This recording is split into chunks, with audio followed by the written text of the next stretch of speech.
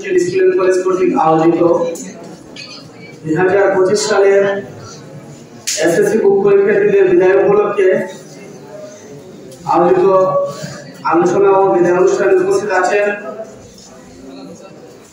অত্র অঞ্চলের প্রিয় মুখ এক নম্বর ইউনিয়নের জনমন্দিত চেয়ারম্যান আলহাজ রফিক মিয়া প্রাথমিক বিদ্যালয়ের সম্মানিত প্রতিষ্ঠাতা মহোদয় এবং ব্রিটিশ বাংলা এডুকেশন ট্রাস্টের সম্মানিত ট্রাস্টি এবং বিভিন্ন সামাজিক অ্যাসোসিয়েশনের সাথে জড়িত বিশিষ্ট সমাজসেবক শিক্ষানুরাগী দানবীর জনাব আলহাজ রফিক মিয়া মহোদয়, বিশেষ অতিথি হিসেবে উপস্থিত আছেন যাদের সাথে আমার সবসময় চলাফেরা ওঠা বসা, যে মানুষগুলোকে আমার পরিবারের চাইতে বেশি সময় দেয়, যে মানুষগুলোর সাথে আনন্দে স্বাচ্ছন্দ্যে সকাল 9:30 থেকে বিকাল 4:30 পর্যন্ত সময় কাটায় আমার সেই প্রাণপ্রিয় সহকর্মীবৃন্দ। আরো উপস্থিত আছেন আমার সামনে আমার কলেজের টুকরা প্রিয় শিক্ষার্থীবৃন্দ, যারা আমার কাছে আমার সন্তানের সমতুল্য। আমি বক্তব্য শুরুতে সবাইকে আন্তরিক অভিনন্দন ও শুভেচ্ছা জানাই। সম্মানিত উপস্থিতি, আজকে যাদের বিদায় উপলক্ষে আমি এখানে দাঁড়িয়েছি, আমি আগেই বলে নিয়েছি এরা আমার সন্তান সমতুল্য, প্রত্যেকেই আমার কলেজের টুকরো। এই টেকনিক্যাল স্কুল যিনি তৈরি করেছেন জনাব আলহাজ সাজাদুর রহমান মহোদয়, তিনি আজকে দুনিয়াতে নাই। উনি এই প্রতিষ্ঠানটা তৈরি করে দেওয়ার কারণে কিন্তু আজকে তোমাদের সাথে আমার চলাফেরা ওঠা বসা কিংবা তোমাদেরকে আমরা পাঠদান করাতে পারছি, তোমাদের সামনে আমি বিএনপির কথা বলতে পারছি। আমি মহান আল্লাহর কাছে চাইবো এবং তোমরাও দোয়া করবে মহান আল্লাহ তাআলা যেন আলহাজ সাজাদুর রহমান মহোদয়কে বেহেশতের উচ্চ মাকাম দান করেন। আমি আজকে একজন বিশেষ ব্যক্তিকে আমার অন্তরের অন্তঃস্থল থেকে ধন্যবাদ ও কৃতজ্ঞতা জানাই। আমি আপনাদের সামনে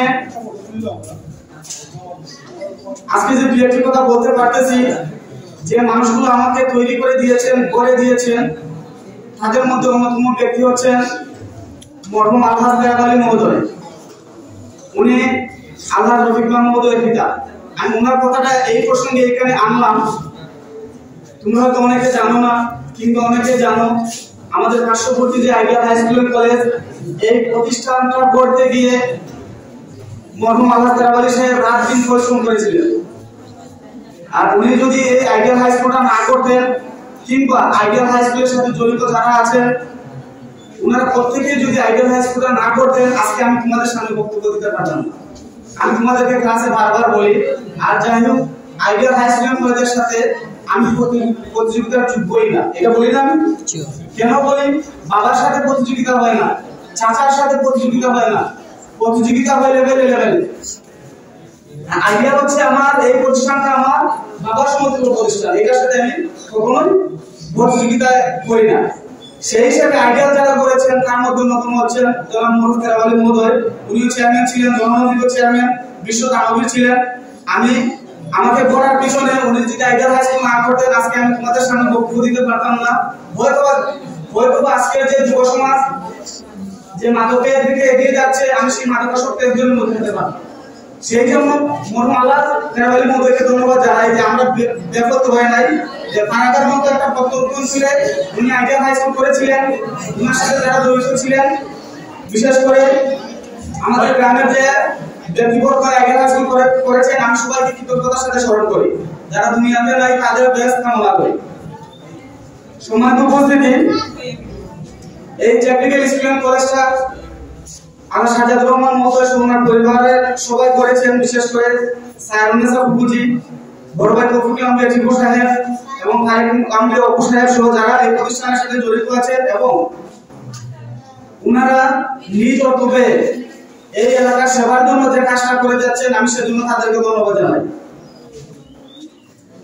প্রিয় শিক্ষার্থীবৃন্দ, এবং আজকে তোমাদের প্রসঙ্গে আমি কিন্তু ইতিপূর্বে 3টা মিটিং অ্যাটেন্ড করেছি। একটা হচ্ছে সচিব পর্যায়ের মিটিং, সচিব স্যার উপস্থিত ছিলেন কারিগরি দপ্তরের, সিলেট টেকনিক্যাল স্কুল কলেজে হয়েছে। আরেকটা হচ্ছে সিলেট ডিসি অফিস হয়েছে, আরেকটা হচ্ছে সুনামগঞ্জ ডিসি অফিস হয়েছে। এইবার কিন্তু অনেক কিছু পাল্টে গেছে। যেমন কি যেমন সরকার পতনের সাথে সাথে অনেক কিছু পাল্টিয়েছে। আগে আমাদের একটা ধারণা ছিল যে আমরা পরীক্ষার হলে বসলেই পাস। আমি আজকে যদিও সময় নিচ্ছি বেশি, কথা না বলে না হয়, আমাদেরকে সঠিক মতো বলেছেন UNO sir, DC sir, SP sir, যারা এই পরীক্ষার সাথে সংশ্লিষ্ট বোর্ড কর্তৃপক্ষ বলেছেন এইবার যে এসএসসি ফাইনাল পরীক্ষা হবে পরীক্ষা বসলেই পাস না। সরকার থেকে শিক্ষকদের কোনো চাপ দেওয়া হবে না যে 100% পাস দেওয়া আছে। আমাদেরকে বলা হয়েছে যারা যোগ্য তারা এসএসসি জন্য পাস করবে। এখন তোমরা কল্পনাই করতে পারবা না এবার পরীক্ষার গাঁটটা কিভাবে হবে। সুতরাং এখনো যারা ভালো প্রিপারেশন নিতে পারো নাই, আমি তোমাদের আহ্বান করবো পরীক্ষার গ্যাপের সময়গুলা সেই পড়ার যে গ্যাপটা পড়েছে এই গ্যাপটা তোমরা মানিয়ে নেবে, এছাড়া কোনো উপায় নাই। তোমরা যদি ভেবে থাকো আমি পড়ি না আমি এসএসসি পাস করে ফেলবো, সেটা বল। এইবার গণহারে পাস দেওয়া হবে না, যারা যোগ্য যারা খাতায় লিখবে তাদেরকে পাস দেওয়া হবে। তাহলে তোমাদের নির্দেশনার কাজটা শেষ। এবার আমি আমার বিদায়ী শিক্ষার্থীর উদ্দেশ্যে কিছু কথা বলবো, তারপরে আমি আমার বক্তব্য শেষ করে ফেলবো। প্রিয় বিদায়ী শিক্ষার্থী বন্ধুরা, আমি বন্ধুরা এই কারণে বললাম, আমি এই এলাকার বড় কোনো ব্যক্তিত্ব নয়, স্রেফ আমি সাধারণ মানুষ। আমি নিজেকে কখনো টেকনিক্যাল স্কুলের টিচার মনে করি না। আমি মনে করি আমি শিক্ষার্থী বন্ধু, আমার সহকর্মী যারা আছে তাদেরও আমি বন্ধু। আমি সবার সাথে বন্ধুত্ব সুলভ আচরণ করি। বেশিরভাগ আমার চেয়ারটা না বসে আমার সহকর্মীদের সাথে সম্মান দেয়। কেন দেয় জানো? যাতে আমরা বন্ধুসুলভ আচরণ করে তোমাদের সাথে বন্ধুসুলভ আচরণ করে ভালো একটা রেজাল্ট করি, এই এলাকা থেকে সুনাম বয়ে আনতে পারি। আমি যদি সবসময় ব্যাগ নিয়ে বই বন্ধুর করি, তোমাদেরকে আনন্দ নতুন না দেয়, বন্ধুত্বমূলক আচরণ না করি, বড় শিক্ষকের ভাব নিয়ে বসে থাকি, এইটার উদ্দেশ্যে কিন্তু আমি এই টেকনিক্যাল স্কুলে আসিনি। এইটার উদ্দেশ্যে কিন্তু এই টেকনিক্যাল স্কুলে আল্লাহ সাজার রহমান মহোদয় আমাকে দায়িত্ব দেন নাই। উনি পৃথিবীতে নাই, কিন্তু আমি অক্ষরে অক্ষরে ওনার দায়িত্বটা পালন করতেছি। এর কারণ হচ্ছে আমি যদি শিক্ষার্থীদের সাথে বন্ধুসুলভ আচরণ করি তাহলে তোমরা ভালো রেজাল্ট করবে। তোমাদের যদি বই নীতি না দেখায়, বেশি টাকা না আসে, তাহলে তোমরা ভালো রেজাল্ট করবে। আর তোমাদের ভালো রেজাল্ট এবং তোমাদের ভালো অ্যাক্টিভিটি হচ্ছে আমাদের স্কুলের সম্পদ।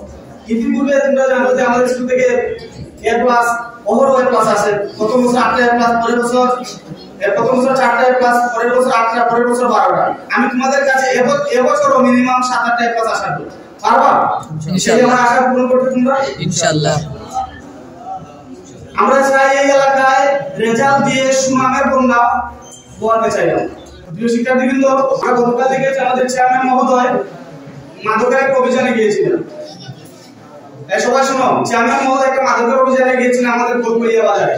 আমি ফেসবুকে পোস্ট করেছিলাম, যুব সমাজের সর্বনাশ, কোলকুলিয়ায় মাদক চাষ। আমরা কোলকুলিয়া ইউনিয়ন রাজনীতিতে সেরা, আমরা শিক্ষায় সেরা, প্রতিষ্ঠানে সেরা, এখানে কেন গাঁজা চাষ হবে?